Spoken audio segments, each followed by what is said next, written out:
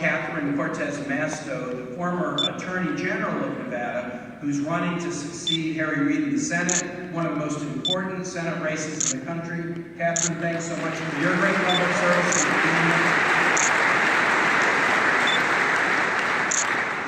I want to acknowledge President Joe Hunt, who is a great friend. When I first began to do work together with the ironworkers, President Hunt was in place, and I'll talk a bit about him later, but it is so good to have a chance just to come in and say hello to you. Please give the government a round of applause. And most of you, the members of the International Association of Bridge, Structural, Ornamental, and Reinforcing Ironworkers, I am honored to be here with you.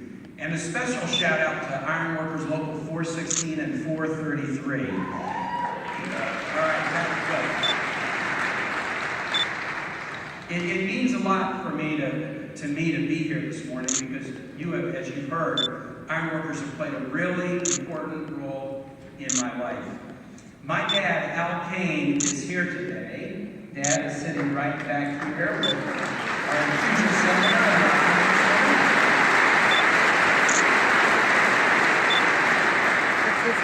Campaigning doesn't all have to be hard work. When you get to campaign on the trail with your dad, a healthy, happy, energetic 81-year-old, it's a really good day. I asked him to be here because for 25 years, he owned a union-organized ironworking shop near the Kansas City stockyards.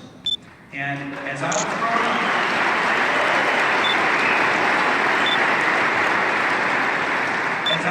up, I spent my weekends and summers surrounded by presses and punches and lathes and welding rigs, which for a teenage boy was pretty cool.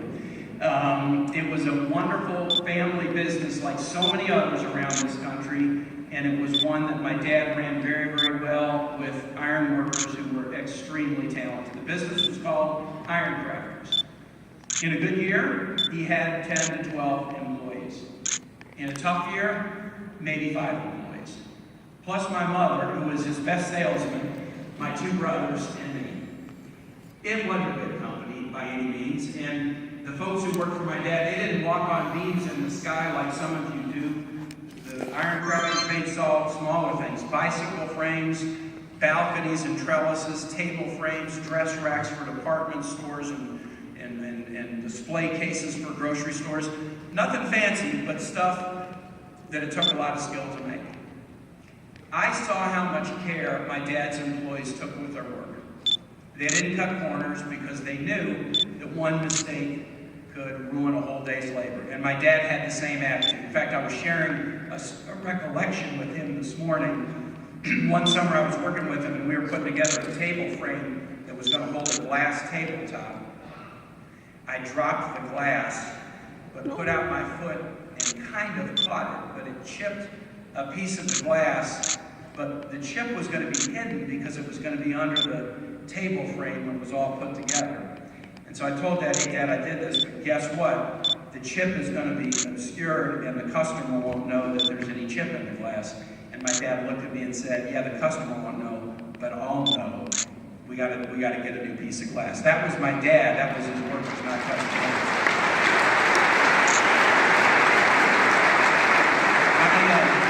I saw how much folks worked out for each other because iron work can be dangerous. You can get hurt, or even worse, somebody else can be hurt if you're not too careful. So this group of good employees came together with my dad, and they were a team. It wasn't the employer against the employees, or the boss against the workers, or management against labor. It was a team. My dad and mom made sure that the 3 boys, I'm the oldest of 3, understood that what happened in the shop every day mattered very deeply to us. The hard work and artistry of his union employees was what would put my brothers and me through school.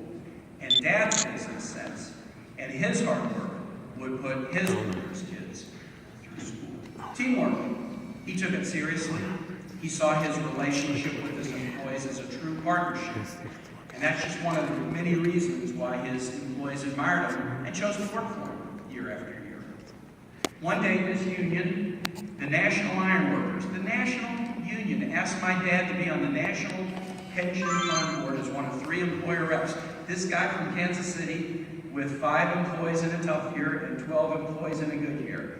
It was my dad that they asked to be a management rep on the pension fund board, even though he just had a handful of workers, nowhere near as many as some other businesses.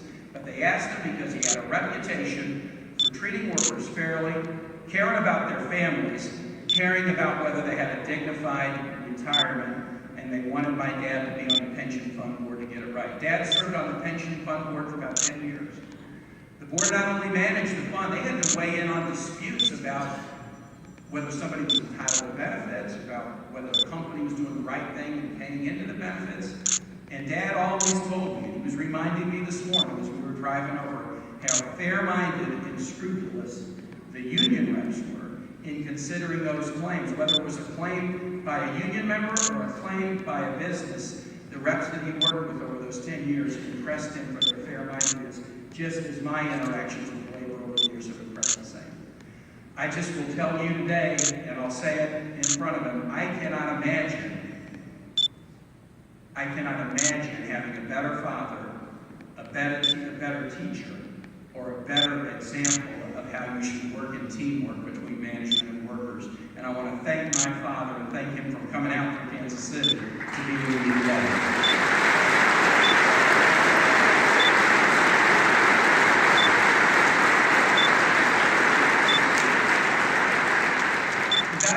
My dad's business all those years aren't just Kansas City values, they're American values. There aren't worker values. In this country, if you work hard, do your part, and treat people right, you should be able to earn a good living. You should be able to give your kids better than you have. That's how it's supposed to work in the greatest country in the world. That's how it's supposed to work. As a public servant, I've tried to protect those values, defend them, and advance them. I spent my career in Virginia. As Walt knows so well, Virginia isn't easy for labor. But I was lucky that unions had my back at every step along the way. And what Walt said in his introduction is completely true. I was a local elected official, city councilman, and mayor working with labor on issues like living wage ordinances and others. But when I ran my first statewide race 15 years ago for lieutenant governor, I came to D.C. I met with President Joe Mott, and we had a long talk about the values of the iron workers in my background. And at the end, he clapped me on the back and he said this, and I'll never forget it. Quote, "We're not going to let the son of an iron worker lose." And you know what?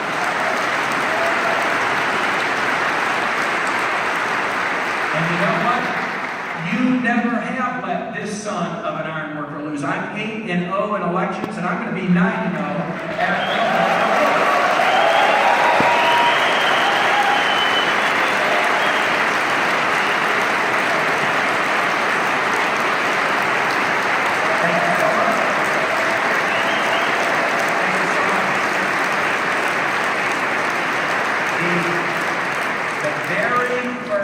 Political fight I took on as governor was appointing the head of the state AFL-CIO as the Secretary of the Commonwealth of Virginia, a cabinet position.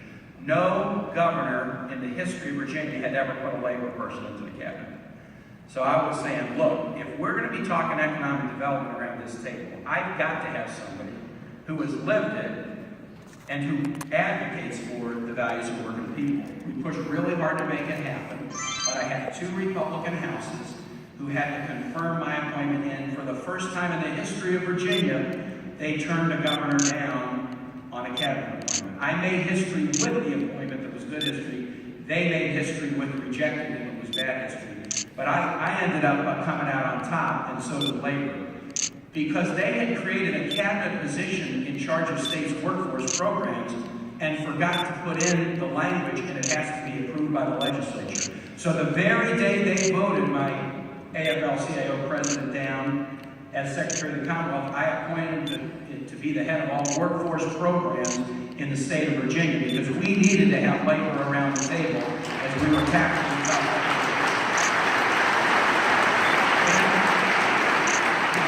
And I used Daniel LeBlanc and other labor leaders as agency heads to advocate strong policies for workers and shape the laws and policies of Virginia. My partnership with labor was shown in our push to expand technical education in Virginia, to help home healthcare workers organize, to build major infrastructure projects with union labor in my Commonwealth, And since coming to the Senate 4 years ago, I've championed union workers, from our federal employees who often get kicked around, so many of them live in Virginia, to our manufacturing employees who build the biggest and most complicated items on planet Earth, nuclear aircraft carriers and nuclear subs, in our shipyard down in Newport News. These are people I champion, and these are people who always had my back.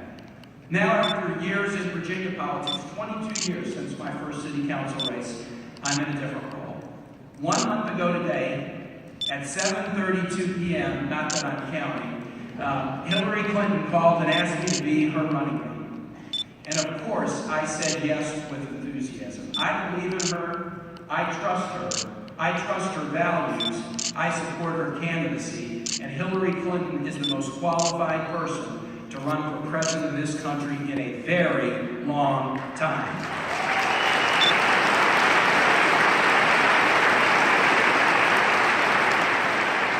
And I will say this, of every Hillary Clinton t-shirt that anybody has produced, the Iron Workers t-shirt for Hillary is the best single piece of swag that's out on the campaign trail today. And I've seen all of it. I have seen all of it. Hillary and I believe that the economy should work for everybody, not just for those at the top, and we have a detailed plan to get us there. Donald Trump, he's got a very different view. Trump says workers' wages are too high, that we don't need a federal minimum wage, and that we need to give the richest Americans, especially himself, literally billions of dollars in tax cuts. Donald Trump sees labor unions not as a positive force in workers' lives or in this country, but as an obstacle standing in his way. And you know what? We've seen that right here in Las Vegas. The Trump Hotel on the Strip is doing everything in its power to stop workers from forming a union, even after they voted to do so. They've harassed workers. They fired at least one union supporter in clear violation of the law that says our workers have a right to organize. Donald Trump doesn't get it. Labor unions help build the great American middle class. You've helped build the strongest, most dynamic economy in the world, in the history of the world, and every day you advocate for fair wages, safe working conditions, and dignity for all workers. That's why I oppose right-to-work legislation at the federal level, and I oppose an effort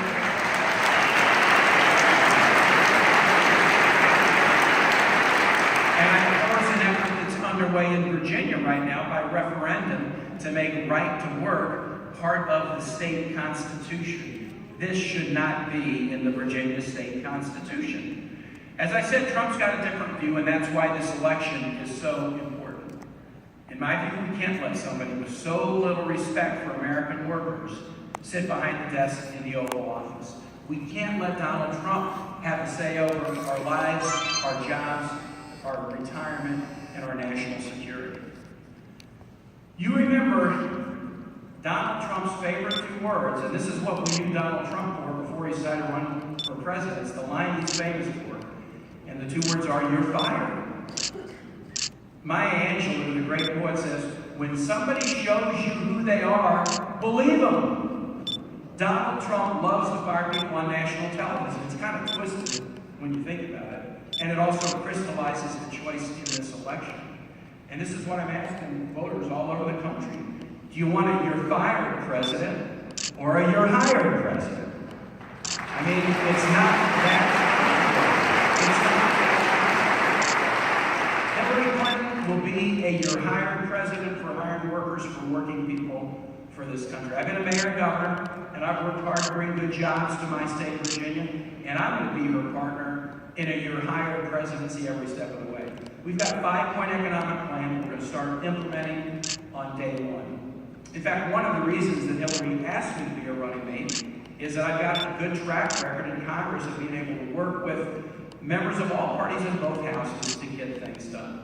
First, in the first 100 days, a Clinton-Kaine administration is going to make the largest investment in new jobs since World War II.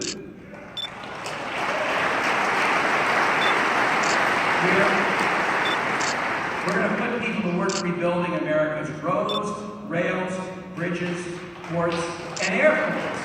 We know we need to do this. Interest rates are low. We can hire people. We can raise our aren't just good for the here and now. They're investments in our future growth and prosperity, which depend upon a strong infrastructure. And you all know, at the governmental level, we've been underinvesting in infrastructure now for many, many years. We're going to invest in American manufacturing, because there's companies making amazing things here in the United States, and innovators who are thinking of new things to make, and we should have the back to expand advanced manufacturing. I worked on this as governor, and I'm looking forward to working on it with Hillary Clinton. And we're going to make sure, and this is important, we're going to make sure that in this global world, trade is going to have to work for us and not against us. We will resist and stop any trade deal that doesn't meet appropriate standards, that kills jobs or holds down wages or can't be enforced. And that includes opposing the Trans-Pacific Partnership that's on the table right now, because it doesn't meet the standards that trade deals should meet. We need to ramp up trade enforcement. Hillary has talked about it, and so I testify in trade cases for unions before the ITC. Some foreign country will violate labor principles like Chinese tire dumping or steel dumping, and it will hurt an American business. It will take the business years to finally get a ruling, and sometimes by the time they get a ruling that there's been an unfair trade practice, they're bankrupt or they can't even collect it. Hillary Clinton said we're going to prioritize trade enforcement with a special trade prosecutor. We're going to make investments at home to make us more competitive abroad. American companies are already exporting billions of dollars of products around the world. Iron workers work for companies that export products, and we want them to sell even more and create more jobs here in the United States. And that's why we're going to make sure that any trade rule is fair and advances jobs, advances wages rather than hurts them. By the way, for somebody who wants to be president, Donald Trump has all these products that he's making in foreign countries. He says, make America great again. Talks a lot about making America great again. He could make America great again by starting making things in America again, instead of making everything overseas. We are also going to work to support small businesses, just like my dad. You know, the iron workers understood that it's not all about big businesses. You wouldn't ask my dad to be on the pension fund board if you didn't understand that small businesses are the backbone and an engine of job creation in this country. Hillary Clinton and I saw this on a bus tour across Pennsylvania and Ohio right after the Philadelphia convention. She said, look, I want to be a small business president, because her dad was just like my dad. Her dad was passed, but he had a small business, silk screening fabric for draperies to sell to hotels. And just like I grew up in Kansas City surrounded by presses and lathes, Hillary grew up in the suburbs of Chicago surrounded by paint and squeegees and fabric. She and her brothers had to pitch in just like my brothers and I did. And that's how she got to college, and that's how she became the woman and the leader she is today. So she and I both take it personally. We take it personally that Donald Trump made a fortune while stiffing small businesses from Atlantic City to Las Vegas. A lot of people don't know this chapter about Donald Trump, and it's pretty shocking. All kinds of small businesses signed contracts with Donald Trump's hotels and casinos. Cabinet makers, marble suppliers, architects, glass installers, painters, plumbers, on and on. They were proud to work on big projects. They did their work. They did it well. They paid their employees' salaries and paid their bills, but when they submitted their invoices to Donald J. Trump, Trump wouldn't pay them. Instead, he offered them pennies on the dollar, or said, yeah, you're probably right, but if you don't like it, sue me. He knew that small businesses don't have the phalanx of attorneys to go up against a big organization, and after they did the work, he just figured he could stiff them. These people believed in Donald Trump, and they got hurt. And there's a message there. Don't get tricked by Trump. He's going to tell you something good. Come to Trump University. Give me money, I'll give you a condo. Don't worry, there's nothing in the tax returns that I'm not releasing. He'll tell you something good, but don't get tricked by Trump, because the people who believe him have got hurt. You should hear some of these small businesses stories. They'll break your heart. Some of these companies ended up bankrupt. If Trump had taken advantage of my dad's business that way, or Hillary Clinton's dad's business that way, I don't know what would have happened to him. So when we say we're going to support small businesses, we mean it, because we know how valuable they are to families and communities. The second part of our 5-point plan is education. We want to make sure every American has access to the education and skills they need to get good paying jobs. So we'll fight to expand early childhood education, make college tuition free for the middle class and debt free for everybody. Other nations have done it. We can do that too. We'll help millions of people, millions of people who already have student debt. It's not right that Donald Trump can ignore his debts, but students and families can't refinance theirs. And it's not right that Trump's Trump University saddled so many students with so much debt. Hillary and I both believe that a 4-year degree shouldn't be the only path to a good job. This is something I've talked to Walt about a lot over life. What counselors tell kids, what they tell them at career fairs and career nights. We've got to be able to learn a skill, practice a trade, and make a good living doing it. It's not all about going to a community college or college apprenticeship programs. Career and technical training are important. So Hillary and I will support union training programs like the great programs that the iron workers run. We'll propose new tax credits to encourage more companies to offer paid internships. And I know something about this. Won't mention, I founded the Career and Technical Education Caucus in the Senate because I saw how valuable technical skills were in my dad's shop.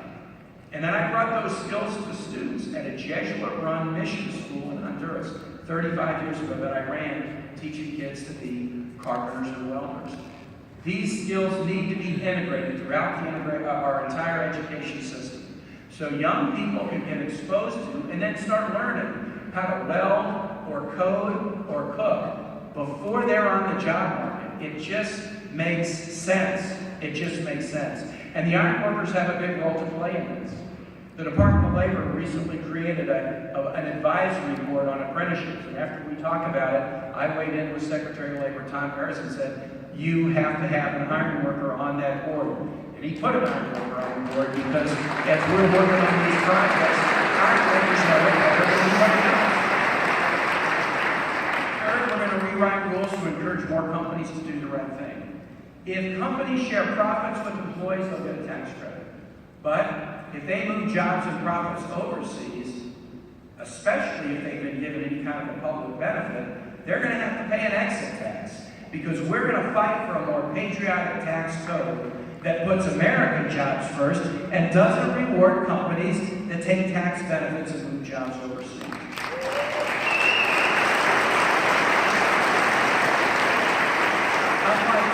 Unlike Donald Trump, we don't think wages are too high. He said he thinks wages are too high. And that's one of the reasons why Hillary and I are going to fight to raise the minimum wage. And the other reason is this. Hillary says it often. Nobody in this country should work full-time and be below the poverty level. I mean, if we tell our kids, work hard, work's what's important. But right now, the minimum wage is such that if you work full-time at minimum wage, and about 65% of people who do are women, and you have 1 or 2 dependents, you're going to be below the poverty level.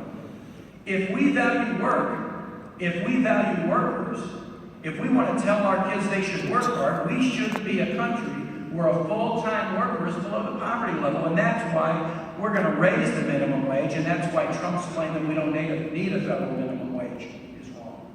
Fourth, we're going to make big corporations, the wealthiest in Wall Street, pay their fair share of taxes.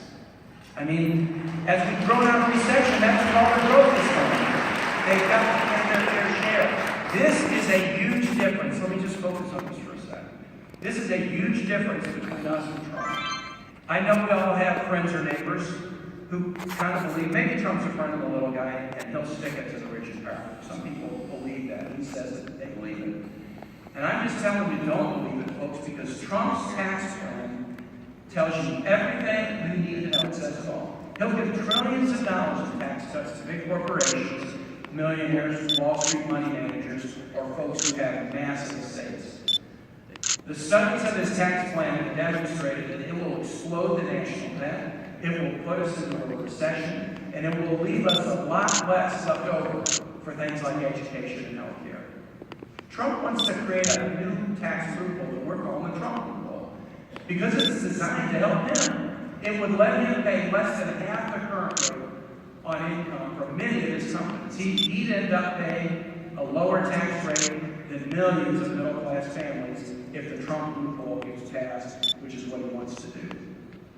Now here's another one, and this has been covered heavily in national press over the weekend. On top of getting rid of the estate tax, which would benefit him and folks at the very top, on top of the Trump loophole, he wants to create a new tax shelter for investors like him who take on big debts to make investments. He kind of jokingly called himself the king of debt, and we call this the king of debt loophole. This loophole would essentially create negative tax rates for debt-fueled investment. So Donald Trump wouldn't just be paying less in taxes on his real estate investments. He wouldn't even be paying zero taxes. We, the American taxpayer, would literally be paying Donald Trump to run up hundreds of millions of dollars in debt. It is hard to believe that that's exactly what he's proposed. The taxpayer would subsidize debt-fueled real estate investments by people like Donald Trump. Instead of rich people paying their fair share to us, the American taxpayer would be paying them. It's ridiculous, it's unfair, and that's not what this country needs. The Wall Street Journal and the Washington Post have covered this ad nauseum over the last few days, and it is a real head-scratcher. At the same time as Trump is proposing the taxpayers subsidize his debt, we're learning about all the debts that he's run on. This week, the New York Times reported that Donald Trump owes at least $650 million, and probably more to Wall Street, and at least one shadow bank. And through his business partnerships, he's linked to an additional $2 billion in debt to a variety of lenders, including Goldman Sachs, Deutsche Bank, and interestingly enough, the state-owned Bank of China.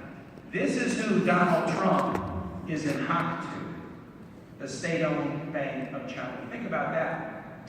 Trump's never mentioned a word of this. We only know this because a newspaper did some digging into his complicated financial situation. He's at the center of a vast global web of financial relationship. He owes a fortune to institutions at homes and overseas. He's got to start being straight with the American people about this. We've got to know who Donald Trump's beholden to because we don't want to be tricked by Trump. Right now, you know he refuses to tell us. He's refusing to do what every presidential candidate does. Today he raised some questions about the Clinton Foundation. The Clinton Foundation is a nonprofit organization that is a world-class charity. It's provided life-saving AIDS drugs to 11.5 million people. And all the donors to the foundation have been disclosed. And the foundation said, I'll go further, will restructure itself completely if Hillary Clinton is elected president. That's a pledge. Donald Trump, on the other hand, has told us nothing about how he'll deal with the conflicts posed by his business dealings, like the money his company owes to the Bank of China. And I have this to say to Donald Trump, because these ties affect your net worth. Before you go about attacking a charity, why don't you come clean about your own business dealings and tell the American people who you are in debt to? Trump's designed a tax plan, folks, that would benefit himself enormously. It would direct billions of dollars into Trump's pockets and the pockets of his family. So Trump should tell the American people how they can trust that his decisions in the White House wouldn't be about his own bottom line. Now, of course, we can't be completely sure how his tax plan would benefit him, because he refuses to do what every nominee of a major party has done since 1976, release his tax returns. Folks, even Richard Milhouse Nixon released his tax returns, and Nixon wasn't exactly known as the most ethical administration. I want to talk about this tax return thing for a second because it really matters. My wife, Ann, and I released, I guess it was 2 Fridays ago, 10 years of our tax returns. Hillary Clinton and her husband have released their tax returns going all the way back to 1977. It's available for all of you. You can see who employed us, how much we earned, how much we paid in taxes, what kind of deductions we claimed, who we owe money to, how much money we gave to charity.